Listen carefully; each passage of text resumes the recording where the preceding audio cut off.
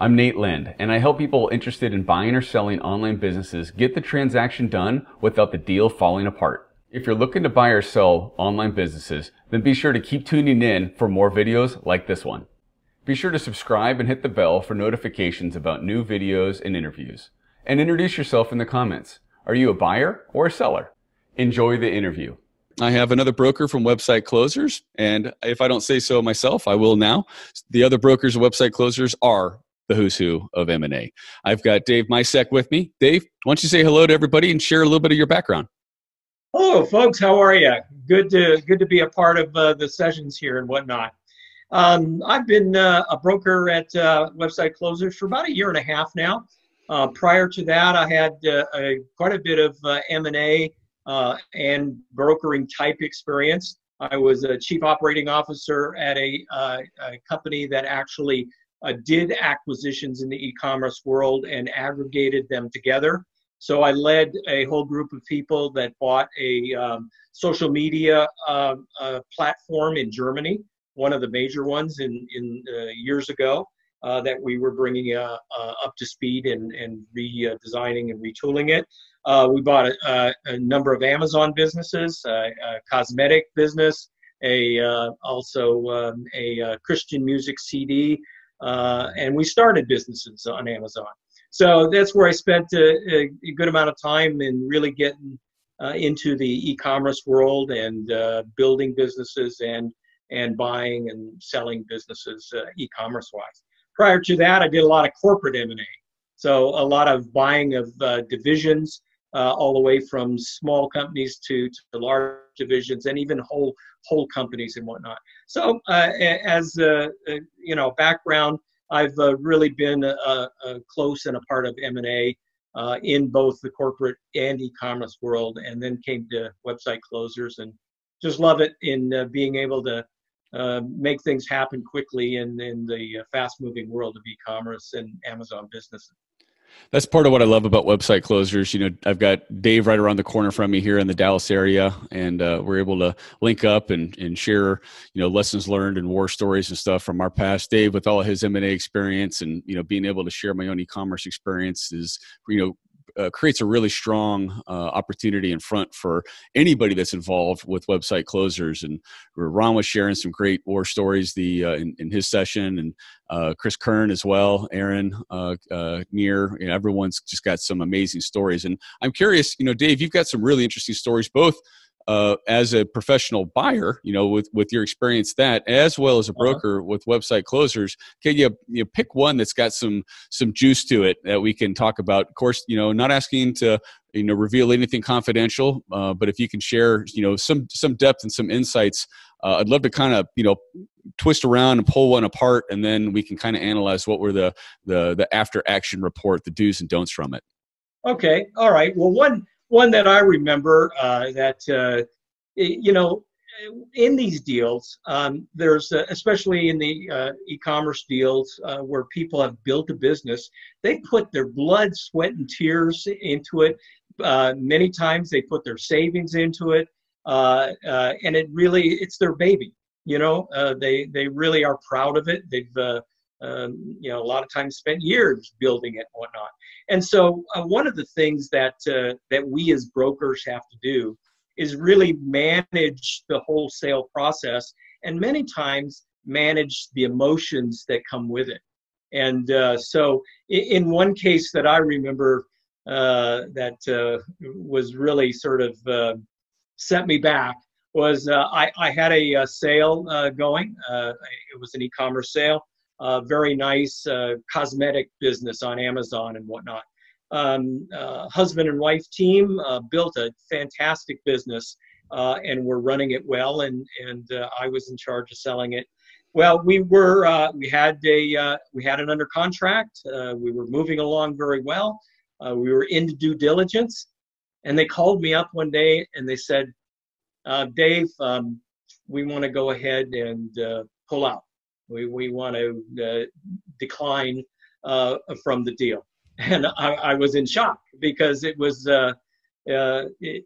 full asking price. I mean, there were no real major objections that should have been there.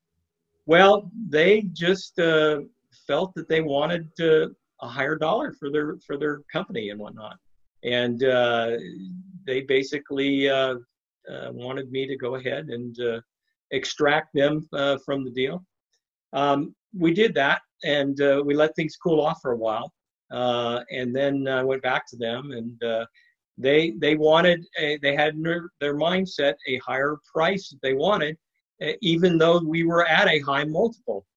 And I said, you know, the buyer pool at that higher price is going to be much smaller, and chances are, you know, it's going to be much more difficult to sell and may not sell at all. And so we ended up, after some cooling off time, ended up going back to market. And that was, it was sort of a little bit of a shock, certainly to me, because we were well on our way to a successful sale with, you know, a good buyer, a good seller. All of the pieces were in place. It was moving along well, and then just boom, like overnight. So it was a little bit of a shock, but got it all taken care of and went back to market at the higher price, and actually got an offer on the higher price and ended up selling the business. So it was not a nightmare, but it was an unexpected turn for something that, you know, the people just wanted. They wanted a number that they had in mind, and they weren't going to take anything less and whatnot. So that expectation and managing expectations and managing emotion of both the buyer and the seller is something that, you know, brokers have to account for, and they have to stay on top of. So if you're a seller watching this, we in no way advocate pulling out of deals just because absolutely. Yeah, that's the only time that's happened to me. And but that was a you know, sort of meets your nightmare kind of scenario. It's like a great deal, full price, perfect.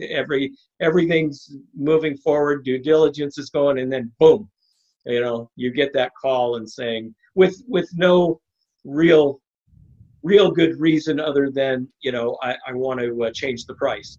Yeah. And so it's a calculated risk, right, that the seller made. It could have easily gone the other way, and they probably could have got, you know, mud on their face trying to relist at a higher price.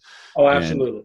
And I think generally speaking, you know, I was talking with Ron about this, and his kind of counsel is, you know, we typically in the valuation process, you know, us as brokers, we've got and website closers in general has a great feel, a good bead on the buyer market, because we just have, you know, 850, almost 900,000 interested parties watching our listings. And, you know, so with that, and with repetition, and with, you know, a lot of deal flow, we can get a very strong sense for what businesses are valued at, and listing them at the higher end of that, you know, takes longer to get it sold typically. But at the same time, you can't list a business with just such an extraordinarily high price that it immediately turns the buyers off, so that they don't even bother responding. They think it's a joke. And you know, that's what's been your experience with listing prices and valuations, Dave? I know you kind of have some guidelines or some guidance that you look at when you do that.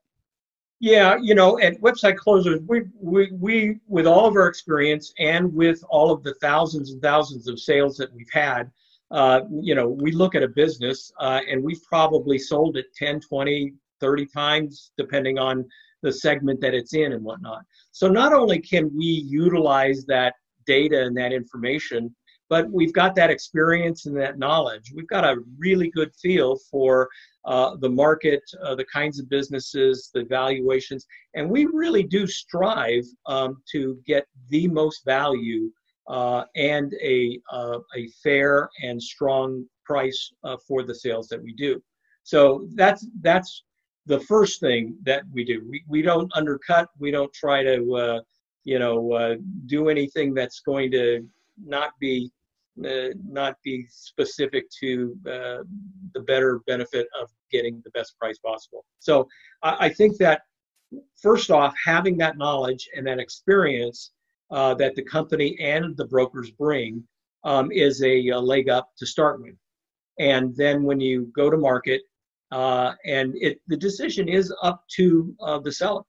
And we don't make that decision. We make recommendations. We make suggestions. But if the seller wants to, they've got a number in their mind and they want to sell it for that price no matter what, we advise them that, hey, we're going to limit our buyer pool. It's going to take longer and it may not sell. And do you want to take that chance or not? But they ultimately make the decision. So we have some that, they want some very, very high multiples because somebody said that to them that, oh, you should be able to get this for your business. Well, we take it out to market and they make the decision and it sits there.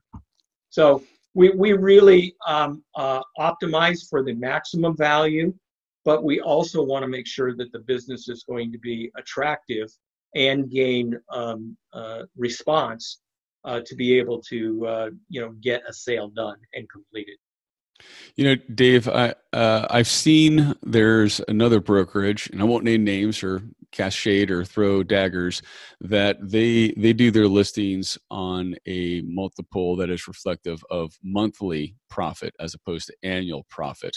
What's been your experience, having been in the background of, purchasing companies and stuff in the background? Is that somewhat unique? Is that somewhat common? We represent all of our numbers annually, and that's been mostly what I've seen elsewhere too. I thought that was kind of odd because it almost seems like it's a bit of a kind of like an ego boost for maybe the brokerage or the seller, and that this company sold for 24x. Well, it's 24x of monthly is 2x annually. Yeah, that's right. That's so right. What are your thoughts around that? I think our approach is to take a yearly calculation, because frankly monthly can in many different segments of the business can be up and down and up and down and up and down. And so if you step back, look at it from a yearly standpoint. Now still we do have monthly P&Ls, and we want to understand if there are any swings. But to go down to that granular level and to try to modify,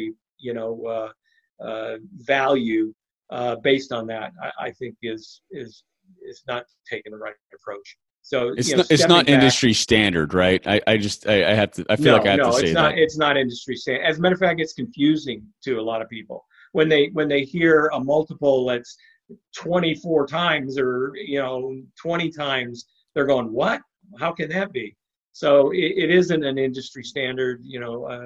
Most everyone uses a yearly, anywhere from 2x up to it certainly can go higher.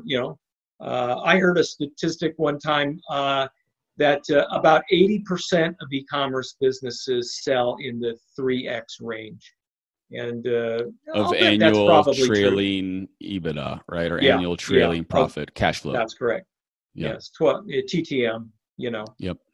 So I think you certainly get your higher ones. You get 4x, 5x, and you'll get some really unusual cases that'll get it up into. I think one of the largest ones we've had have been 18x at Website Closers, but there's some real reasons for that.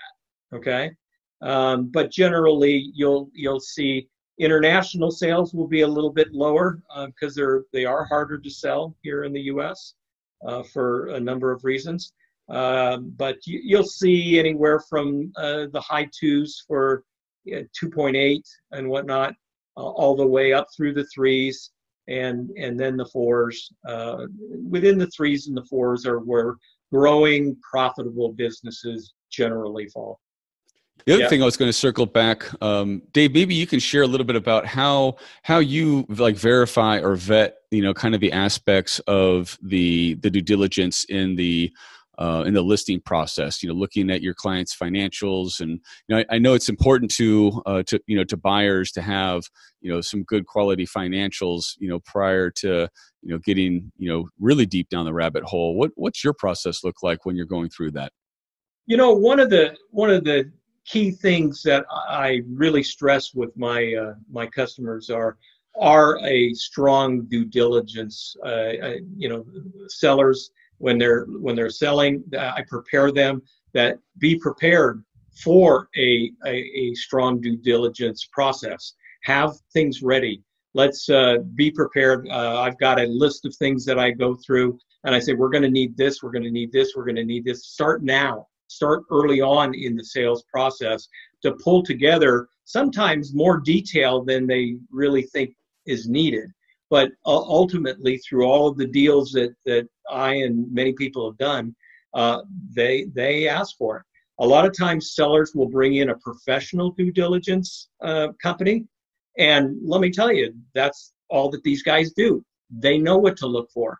They know how to go through an Amazon account and find the soft spots and where to look for things. They know how to ask for the right bank statements and the right receipts and the right proof of certain add backs and whatnot. So what I try to do is prepare my sellers for a process that the buyer should be doing, and that is very thorough due diligence. And because if they don't do that, then things can crop up down the road, surprises can happen, and that's one of the biggest things you don't want. A broker doesn't want, website closers doesn't want, anybody doesn't want down the road. They don't want to find something that they didn't know about, or find something is wrong, or find something is misinterpreted.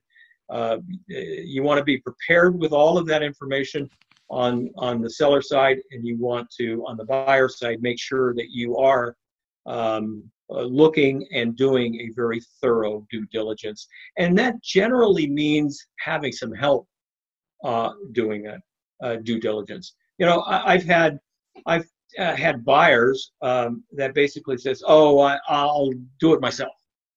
And I said, and my recommendation is always to interview several companies, have them step you through their process and their forms and how many, due diligences that they've done successfully and whatnot. And they get a better appreciation for how thorough it needs to be and how important it is.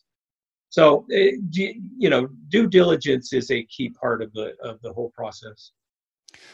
Dave, are there any do's and don'ts that you would recommend for people contemplating selling their business that might be watching this, and some things that you've seen just kind of come up, from time to time or the same time over and over again? Well, yeah, things like buyers. Okay, some of the things that buyers need to do and need to be aware of is make sure that they're picking the right business. I mean, especially website closers. You go to our website, and we've got hundreds of businesses for sale, and I can see 10 or 15 or 20 that, whoa, that'd be neat to do, or I'd like to do that. But people need to really, when they're looking to buy a business, you need to really make sure that it's the right kind of business for you, because you're going to be doing this for a number of years. Okay, and you're going to be spending a lot of your waking hours doing this. And so you better be in a segment of the market or working with a type of product, or if it's a service industry kind of business, one that you really enjoy, one that you can have a passion for. So picking the right business, if you're on the buyer side, I think is really, really important. Take time to pick the right business that's for you. And because you're going to be doing it for a number of years. So I've mentioned doing a very thorough due diligence, and be aware of that on both the buyer and the seller side. Some other things, working with a broker. There's a number of places people can certainly go to buy a business on their own without a broker involved. A lot of times people don't realize that having a broker involved really, it saves an enormous amount of time. It avoids a lot of potential pitfalls, because a broker does this for a living, right? They've done it hundreds, if not thousands of times. They know what to look for. And people who are selling a business, they need to work on their business. Okay, they need to keep doing what they've been doing and not spend partial time on growing, continuing their business, and partial time on trying to sell it, because it takes a lot of time to try to self-sell your business. So, there's a lot of folks that say, oh, it's not that hard to do, or my business will sell really quick. It's a really good business, and I'll have people lining up. Well, I know a number of people that have tried, and they've come back to us and said, you were right. I need your help. I need you to take care of it all. I need to focus on my business. And, here you go. I'm ready to hire, a quality broker like Website Closer to really sell my business. I've heard that story shared with some folks that were clients of Website Closers that later, commented that, man, they wish they had spent more time continuing to focus on the sales of their business. This is from the perspective of a seller. And, they kind of, let their foot off the gas a little bit, which does hurt. That's what I think. Yeah. Yeah. It hurts. Absolutely. It hurts. It hurts really bad.